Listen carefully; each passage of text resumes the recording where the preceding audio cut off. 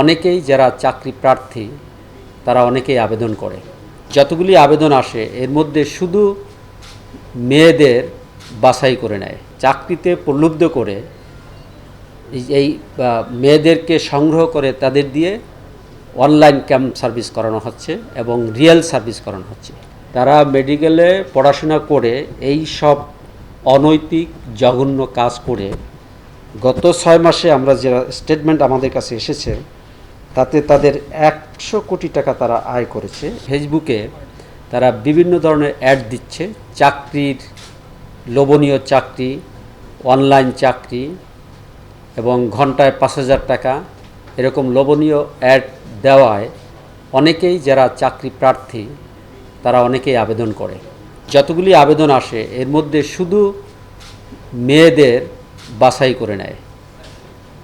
এই মেয়েরা অনেকেই আছেন যে অনেকে গ্রাজুয়েট, ডিগ্রি পাস আছে, ইন্টারমিডিয়েট পাস আছে, বা অনেক ব্রোকেন ফ্যামিলির মেয়েরা আছে যারা সারভাইভ করার জন্য একটি চাকরি খুঁজছে।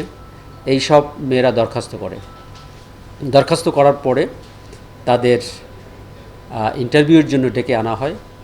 ডেকে এনে তাদের বিভিন্ন রকমের প্রশ্ন এবং বিভিন্ন স্যালারি নিয়ে আলাপ আলোচনা হয় এবং কিছু কাজের কথাও বলে যে অনলাইনে এই ধরনের কাজ করতে হবে।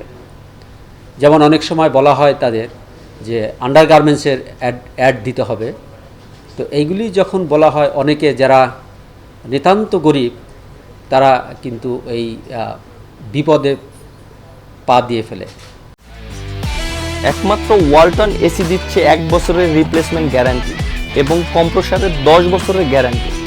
তারা বিশ্বাস করে। আবার যারা কম্পারেটিভলি কিছুটা সামাজিকভাবে সচ্ছল বা উন্নত, তারা কিন্তু এই ট্রাপে পা দেয় না। কিন্তু যারা পা দেয় তাদেরকে নিয়ে একটা গ্রুপ করে, সেটা হলো টেলিগ্রাফ গ্রুপ। এই গ্রুপের মাধ্যমে তাদের সাথে কন্টিনিউয়াসলি যোগাযোগ রেখে তাদের সাথে মোটামুটি একটা গুড রিলেশনশিপ ডেভেলপ করে এবং তাদের যখন যেরকম সহায়তা প্রয়োজন, কেউ আর্থিক সহায়তা প্রয়োজন, কেউ হঠাৎ করে কোনো ড্রেসের প্রয়োজন বা কোনো গিফটের প্রয়োজন, এগুলি তারা সরবরাহ করে থাকে। সরবরাহ করে যখন ক্লোজ হয় তখন তাদের দিয়ে ক্যাম্প সার্ভিসটা করানো হয়।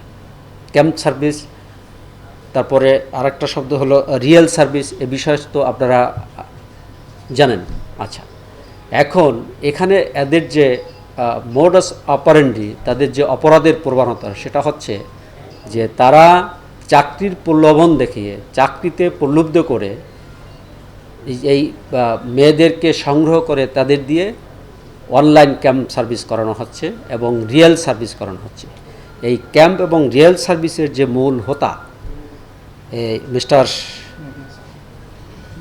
মেহেদি হাসান, এই মেহেদি হাসানকে আমরা গ্রেপ্তার করতে সক্ষম হয়েছি এবং এই মেহেদি হাসান ও তার চাচাতো ভাই সুজন, এই দুইজনের পরিচয় যদি আপনারা শুনেন অবাক হবেন।